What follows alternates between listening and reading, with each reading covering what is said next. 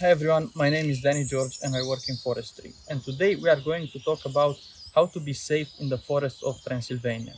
Now, if you are a tourist and don't have any friends here, you probably don't know exactly how this whole thing works. So I'm going to try to help you by enumerating some pretty easy rules to follow when you're in the woods. Rule number one: the sunlight is your friend. Most of the large animals that can be a danger to human life, for example bears, wolves, wild boar, are actually predominantly nocturnal species, which means you have a lower chance to run into them during the day. So, if you're out in the woods and you see the sun starting to set, get out. Try to get out as soon as possible. Cut your trip short if you have to, because you really don't want to be in the woods after dark. Rule number two: be loud. Animals, especially large animals, don't want to be surprised.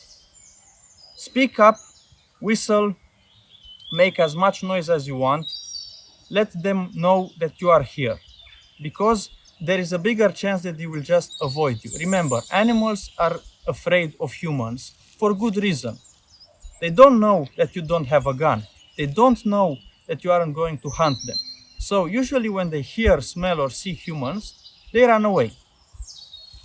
Rule number three: don't try to hide. Don't wear camouflage. Don't wear anything that will make you less visible. The brighter the colors, the better. Now, you don't have to wear one of these reflective vests.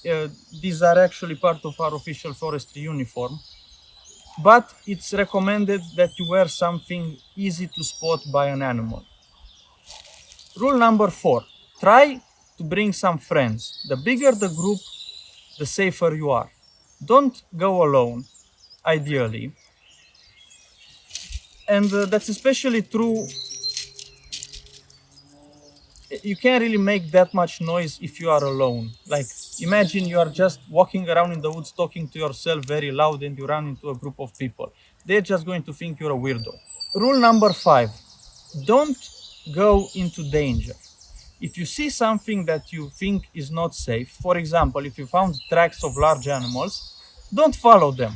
If you find feeding places of bears or wild boars, which are defined by places that have been dug up, and dung from bears or boars or something, don't stick around, and for the love of Jesus, don't try to go after them. Working in forestry is already tough enough without having to find mangled bodies. All right? Rule number six: don't litter. Don't leave garbage, don't leave food, don't leave anything that might attract an animal. Sure, they won't come for it instantly, but imagine this. You find a perfect spot to hang with your friends in the forest. It's nice, it's safe, it's family friendly. And for some reason, you, let's say, forget some banana peels in there, right? You go home, no harm done. But what about the next family to go over there? What if, after you leave, a bear or a wild boar finds those banana peels and thinks to itself, man, this is a nice place for feeding. I should hang around here. What then?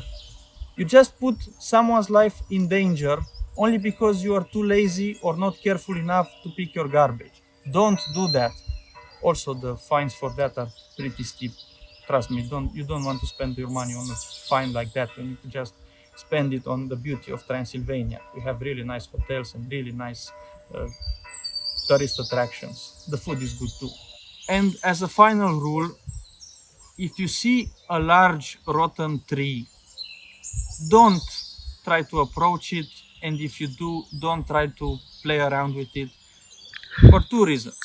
First, since it's rotten, it might fall apart at any time and smack you over the head, which is why we are required by law to wear these helmets.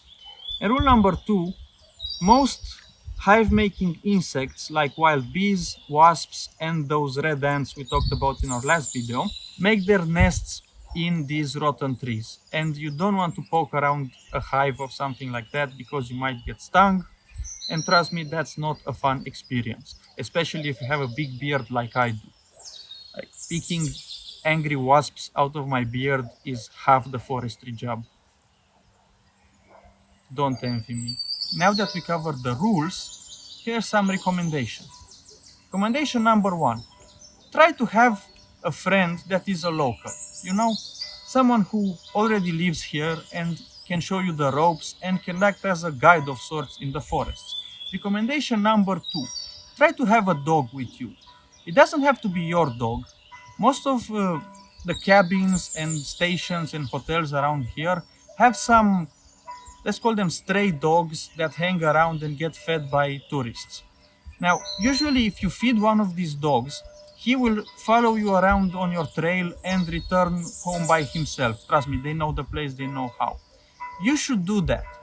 If you are with your friends at a remote cabin and it has one of these dogs, try to feed it something, and if it follows you, don't chase it away.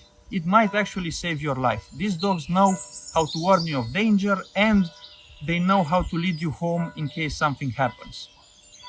Recommendation number 3. Always have an emergency number of local emergency services, mountaineers, stuff like that in your phone. Which leads us to recommendation number 4.